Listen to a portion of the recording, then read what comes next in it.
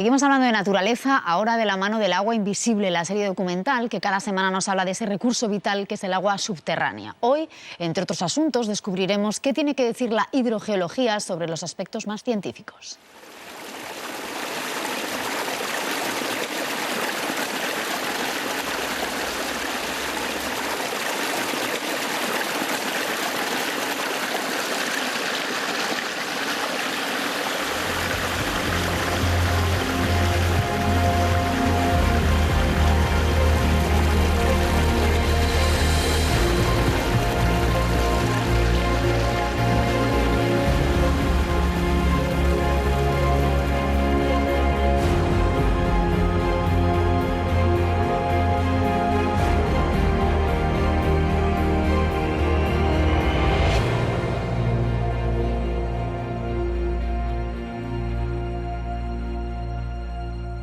Desde el Neolítico hasta hoy, el pozo simboliza el esfuerzo del hombre por encontrar el agua subterránea. Desde el Neolítico hasta hoy, el hombre también ha utilizado métodos mágicos y esotéricos para encontrarla. En la actualidad, la hidrogeología es la rama de las ciencias geológicas que se ocupa de la investigación científica del agua subterránea. Este término fue acuñado a principios del siglo XIX por el naturalista francés Lamarck. La hidrogeología, a lo largo de todos estos años, ha desarrollado una serie de técnicas y de métodos de investigación. No solamente nos sirven para identificar o localizar el agua subterránea, sino también para dar respuestas a muchos otros problemas ambientales o de aspectos prácticos en la vida.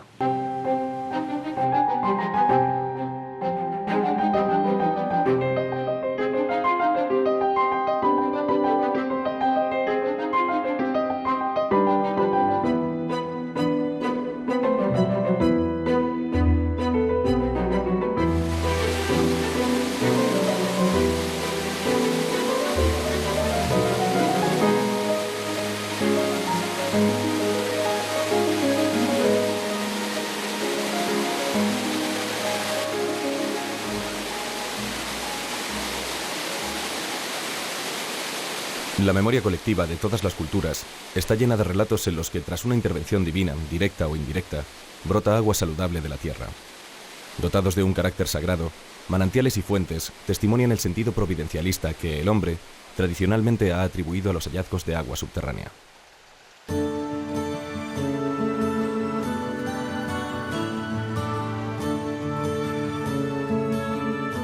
El agua ha sido siempre una manifestación, el hombre la entendía así, como una manifestación de los dioses, algo misterioso. No se sabía por qué brotaba tanta agua cuando no llovía muchas veces, en mitad del verano. Eran manantiales, tenemos manantiales muy caudalosos y eso era un misterio, no se conocía el funcionamiento del agua subterránea. Y entonces, bueno, aquello se asociaba bastante a algo milagroso, a algo que tenía que ver con los dioses. De hecho, pues hay muchos rituales y muchas deidades relacionadas con el agua.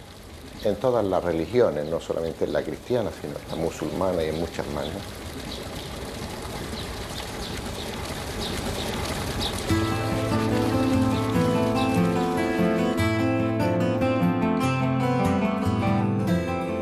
Aunque no existan documentos que atestiguen la existencia en la antigüedad de criterios de búsqueda de agua subterránea, los pozos testimonian la presencia de personas que desde la prehistoria, dotadas de intuición y de buena capacidad de observación, señalaban los puntos más propicios para encontrarla.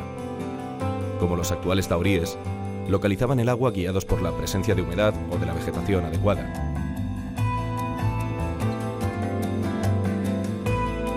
También mediante criterios mucho menos científicos, algunos de los cuales describe Teodoro Ardemans, quien a principios del siglo XVIII amplió el sistema de galerías subterráneas que abastecía Madrid, cuyos restos aún se conservan. Entre aquellos criterios, señala el arquitecto y fontanero de la corte, el tamaño de las hormigas y la condensación de agua durante la noche en un vellón de lana tendido sobre el terreno o en una vasija boca abajo, interpretándose la condensación de la humedad atmosférica como prueba de los efluvios del agua subterránea.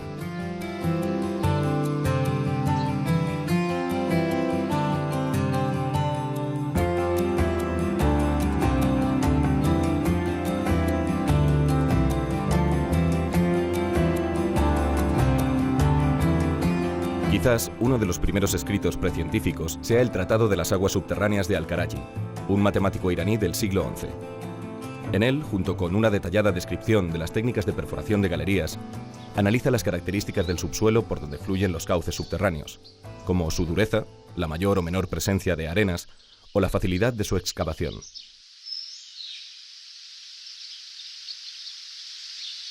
Al-Karaji introduce su obra con estas inspiradas palabras.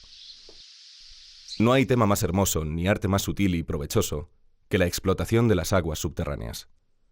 Ellas son las que hacen posible el cultivo del suelo y la vida de los habitantes.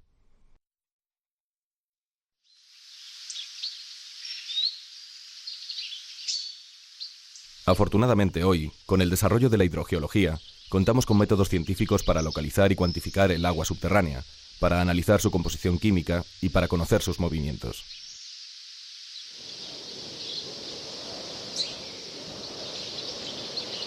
En comparación con los cuerpos planetarios que nos rodean en el sistema solar, a la Tierra se la describe frecuentemente como un planeta vivo, porque todo él muestra una gran dinámica, todo está en continua transformación.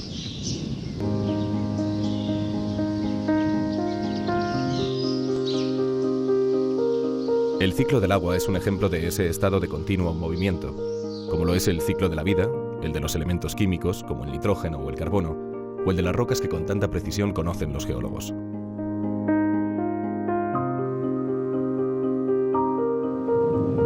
La erupción volcánica es la manifestación más evidente y rápida del ciclo de las rocas, cuyos tiempos se miden en millones de años. Las enormes presiones que el peso de la corteza ejerce sobre el interior del planeta funde las rocas convirtiéndolas en magma, que en ocasiones asciende violentamente hasta la superficie en forma de gases, ceniza volcánica y lava.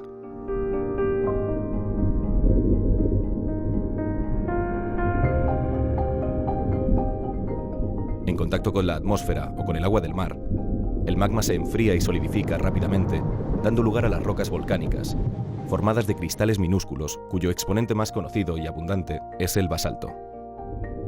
La mayor parte del magma no llega a la superficie. Se enfría lentamente y solidifica en grandes masas que los geólogos llaman rocas plutónicas, cuyo rasgo común son los cristales grandes de que están compuestas, apreciables a simple vista. Su exponente más abundante y conocido es el granito. Por su origen común del magma, las rocas plutónicas y las rocas volcánicas reciben el nombre de rocas ígneas, formando uno de los 3 grandes grupos de rocas existentes en el planeta.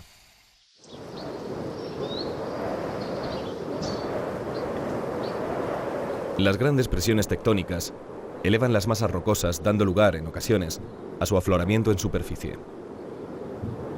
La exposición de las rocas a los agentes meteorológicos continúa el ciclo de su transformación.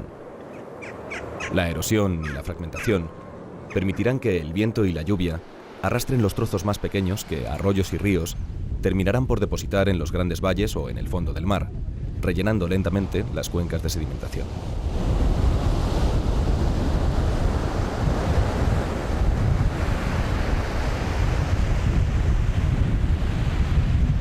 Poco a poco, el peso acumulado irá generando presiones cada vez más fuertes, que junto a las reacciones químicas darán lugar a un proceso de litificación que generará las rocas sedimentarias, el segundo gran grupo de rocas existentes en el planeta.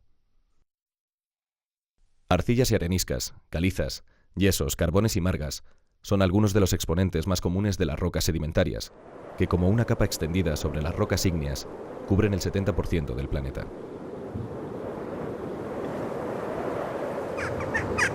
Y el ciclo continúa. La acumulación de nuevos materiales irá hundiendo cada vez más las rocas sedimentarias, generando presiones y calor que terminarán por transformarlas en rocas metamórficas. Pizarras, cuarcitas, neises y mármoles forman el tercer gran grupo litológico de la corteza terrestre. A mayor profundidad, las presiones y la temperatura fundirán de nuevo las rocas, reiniciando el ciclo interminable de la corteza sobre la que se desarrolla la vida en el planeta Tierra. El ciclo de las rocas no solo es un ejemplo de la dinámica terrestre, sino también de las interacciones entre este y el ciclo del agua, y del origen de los distintos tipos de rocas, con propiedades diferentes, que dan origen a su vez a los diferentes tipos de acuíferos. El primer paso del hidrogeólogo en su investigación es identificar las características hidráulicas del cuerpo rocoso, su porosidad y permeabilidad, determinar la superficie del afloramiento, el espesor con que aparece y la forma o geometría que tiene el conjunto. El estudio geológico conlleva una realización de una cartografía lo más detallada posible, de forma que lo que se pretende es conocer la geometría de los materiales que constituyen los acuíferos y los impermeables que los limitan y las características litológicas de cada uno de ellos. El siguiente paso es realizar el inventario de puntos de agua, porque son los que nos dan la información del funcionamiento del acuífero, cómo se descarga el agua subterránea dentro del acuífero, cómo circula, en qué dirección se producen los flujos, etc. A partir de la cartografía geológica y con los datos aportados por el inventario de puntos de agua, se confecciona el mapa hidrogeológico en el que se definen los diferentes niveles según sus permeabilidades y se empieza a definir lo que es el acuífero con sus límites. Se definen aquellos puntos de interés para establecer las redes de control. A partir de los datos que aportan estas redes de control, su seguimiento a lo largo de un tiempo determinado, junto con toda la información estructural, geometría, etc., llegamos a confeccionar lo que sería el modelo conceptual de flujo. Este modelo conceptual de funcionamiento hidrogeológico incluirá también un balance hídrico del acuífero en el que se valoran entradas y salidas. Con el balance hídrico y el modelo conceptual de flujo tendríamos ya definido el comportamiento y el funcionamiento del acuífero. Una vez establecido el modelo conceptual de funcionamiento y su balance hídrico, estamos en condiciones ya de establecer un modelo matemático. De esta manera tendremos una herramienta para la gestión, para ver cómo puede evolucionar y para poder hacer diferentes simulaciones en diferentes condiciones. El trabajo del hidrogeólogo no termina con la localización de los estratos y estructuras favorables para formar acuíferos, la determinación de su capacidad y sus límites y el estudio de su funcionamiento, sino que también tiene que establecer las características técnicas de los pozos de captación, el caudal que se puede extraer y la calidad del agua. También debe prever las posibles fuentes de contaminación y los impactos que la extracción de agua puede producir en el entorno.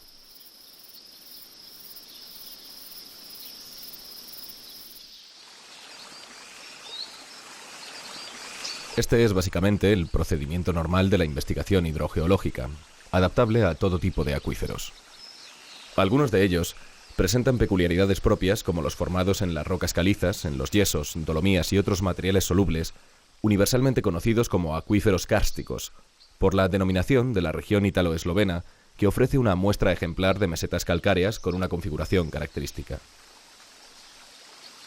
La peculiaridad de los acuíferos kársticos radica en su medio poroso, constituido por conductos de disolución, y en su peculiar forma de evolución morfológica, que da como resultado un comportamiento del acuífero muy diferente a los formados por arenas o rocas ígneas fisuradas.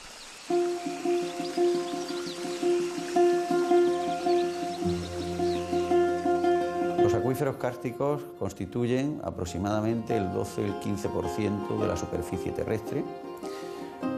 Son, por tanto, un tipo de acuíferos muy abundantes en el planeta. De ellos se abastece aproximadamente un cuarto de la población mundial.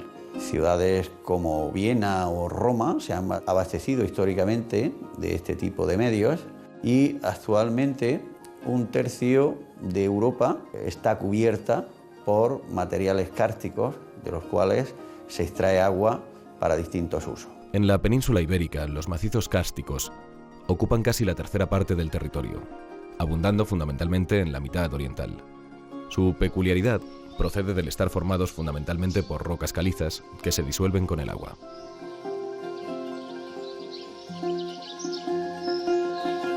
Como todas las rocas de la corteza terrestre, los estratos de caliza se encuentran fisurados por los movimientos tectónicos. El agua de lluvia se infiltra por estas grietas, que suelen estar conectadas entre sí, disolviendo la caliza y abriendo conductos que buscan la salida hacia puntos más bajos que constituirán la zona de descarga, como bien puede ser el cauce de un río. Por efecto del agua que circula por ellos, los canalículos iniciales, a veces microscópicos, se van agrandando progresivamente hasta alcanzar dimensiones de gran magnitud.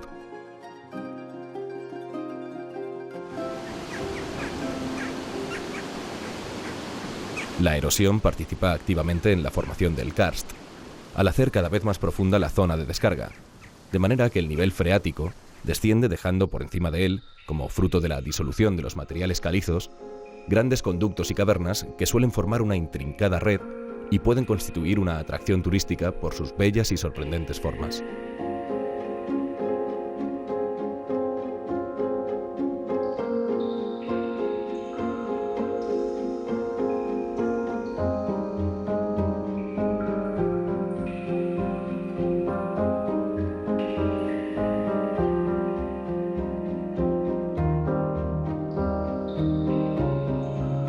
Por debajo de estas zonas visitables y secas queda situado el nivel freático, que sigue descendiendo según progresa el lento pero imparable proceso de disolución.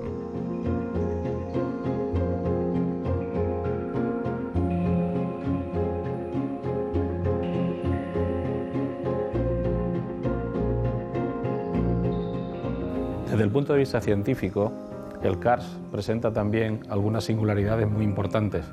Por ejemplo, las cavidades pueden ser consideradas como auténticos archivos paleoambientales. En ellas existen depósitos, como pueden ser los espeleotemas, las conocidas estalactitas, estalagmitas, que conservan información de las condiciones en que se formaron. Por ejemplo, la precipitación, la lluvia, la temperatura, en definitiva, el clima del pasado.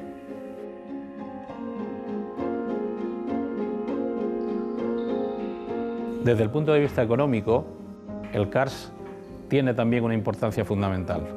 Las aguas kársticas, por ejemplo, sirven de abastecimiento para una parte muy importante de la población española.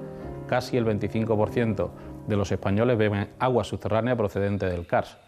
También las cuevas turísticas son otra fuente de economía muy importante, sobre todo en aquellas poblaciones del ámbito rural que no tienen otros recursos para su sustento.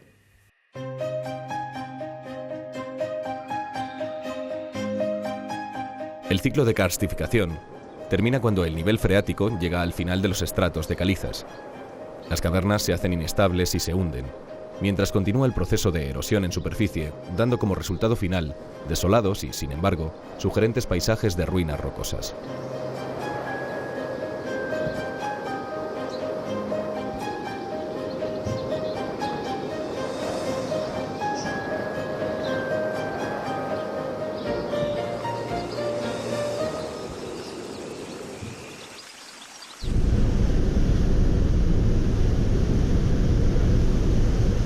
Desde la superficie, la observación científica del subsuelo se ha hecho posible, sobre todo a partir de la segunda mitad del siglo XX, con el desarrollo de las llamadas técnicas geofísicas, un conjunto de métodos que consisten, fundamentalmente, en medir una serie de parámetros físicos y, a partir de la interpretación y procesado de los datos, deducir la estructura y propiedades del subsuelo.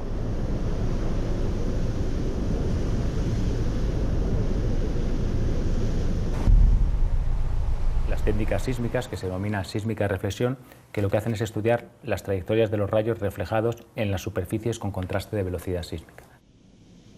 Este tipo de técnica sísmica es la que utilizan las compañías petroleras para la búsqueda de hidrocarburos y también para la búsqueda de yacimientos hidrogeológicos o acuíferos. Además de las técnicas sísmicas, existen otras muchas técnicas geofísicas. Entre ellas destacan, por ejemplo, las técnicas eléctricas. Las técnicas eléctricas consisten en introducir, mediante una serie de electrodos, corriente eléctrica continua en el terreno y medir cómo se comporta el terreno al paso de esa corriente. El parámetro físico que controla ese paso de la corriente es la resistividad, que es muy sensible a la presencia de fluidos en el terreno. Por eso estas técnicas se utilizan mucho en la búsqueda de yacimientos de agua. Por último, hay un conjunto de técnicas muy modernas, que son las técnicas electromagnéticas, que son parecidas a las técnicas eléctricas, pero que consisten en inducir corrientes electromagnéticas en el terreno por medio de antenas. Este tipo de técnicas incluye el radar o sistemas electromagnéticos de utilización en hidrogeología.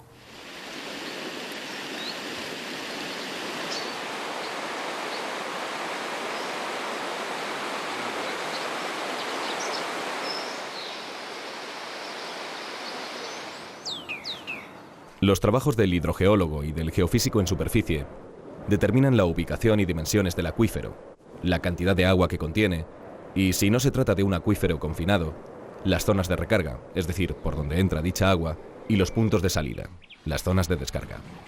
Pero además, el hidrogeólogo aplica hoy avanzadas técnicas geoquímicas que le ayudan a identificar sobre el terreno los elementos disueltos en el agua o la contaminación que pueda sufrir.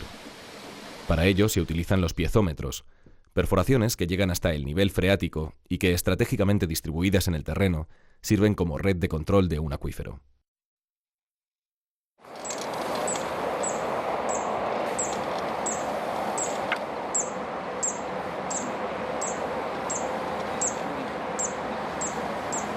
Las redes de control nos proporcionan los datos que luego utilizaremos para caracterizar el agua subterránea y el acuífero, para orientar la gestión de las aguas subterráneas y para definir proyectos de protección. El propio funcionamiento de las aguas subterráneas hace que haya una respuesta diferida en el tiempo a las presiones o a cambios que pueda haber en un acuífero.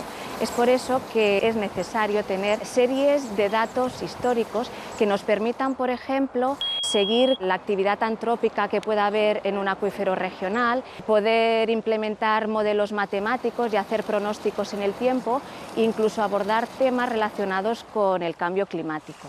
En las redes de cantidad, en la red cuantitativa, lo que tomamos principalmente son datos sobre el nivel del agua subterránea en un determinado acuífero. Estudiando la evolución de los niveles a lo largo del tiempo, lo que podemos observar son variaciones del nivel que pueden deber a causas naturales, pero también lo que podremos identificar serán alteraciones debidas a la acción antrópica, por ejemplo, a importantes bombeos que puedan producirse en ese mismo acuífero. También, si tenemos diferentes puntos de control en un mismo acuífero, lo que podremos dibujar es lo que se llama una superficie piezométrica, es decir, una superficie de la altura del nivel del agua subterránea en un acuífero. Los datos de calidad los utilizaremos para caracterizar químicamente el agua subterránea, para determinar el origen y los procesos modificadores que la puedan alterar o variar. También la utilizaremos para identificar los riesgos que puedan haber sobre el acuífero y también para mejorar el modelo conceptual y cuantificar flujos.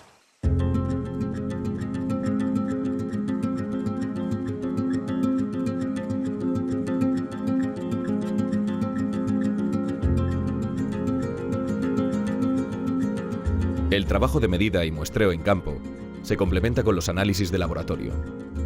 La aplicación de avanzadas técnicas hidroquímicas no solo permite verificar el origen y flujo del agua subterránea y contrastarla con los datos geológicos y geofísicos, sino que también permite determinar con gran precisión la posible presencia de contaminantes en el acuífero y su composición, y en el caso de acuíferos cercanos al litoral, la intrusión de agua salada por sobreexplotación.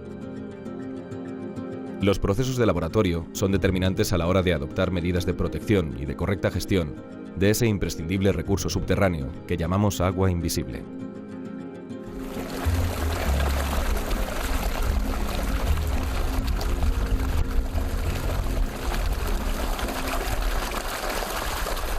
Para la toma de muestras de agua subterránea debemos tener muy claro los objetivos del muestreo. Pues pueden ser objetivos geoquímicos, lo cual nos llevaría a establecer el tipo de agua, mezclas de agua, tiempos de permanencia en el acuífero, etc.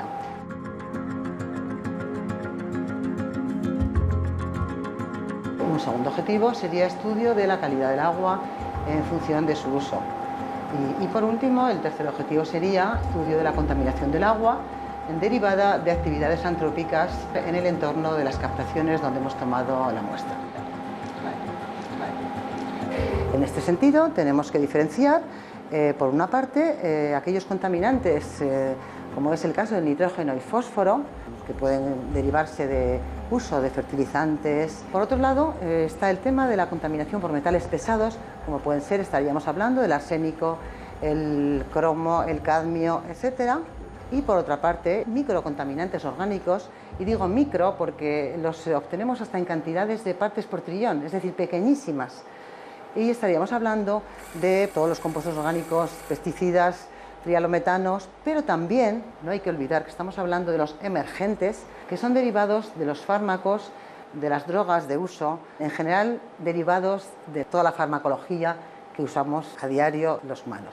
Estamos teniendo emergentes porque se ha visto que en el agua superficial está saliendo muchos contaminantes de este tipo, derivados de vertidos procedentes de zonas hospitalarias o incluso urbanas. y queremos garantizar que el agua subterránea no existen este tipo de contaminantes y por eso estamos procediendo a su realización.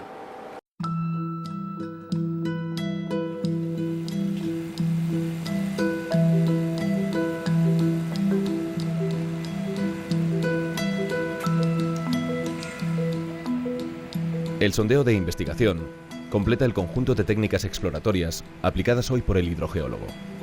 Sin duda, el sondeo es la operación más costosa de las descritas hasta ahora y sirve para comprobar la exactitud de todos los trabajos anteriores. Se trata de perforaciones de pequeño diámetro, menor de 10 centímetros, a través de las cuales se comprueba la estratigrafía, mediante la extracción de testigos, y el comportamiento hidrogeológico de los acuíferos. Una vez terminada su función, no se rellenan, sino que se suelen utilizar para reperforarlos a un mayor diámetro y construir pozos de captación, o bien entubarlos y dejarlos como pozos de observación o piezómetros. Estos piezómetros son para el hidrogeólogo, como el fonendoscopio para un médico. Sirven para inspeccionar el estado del acuífero.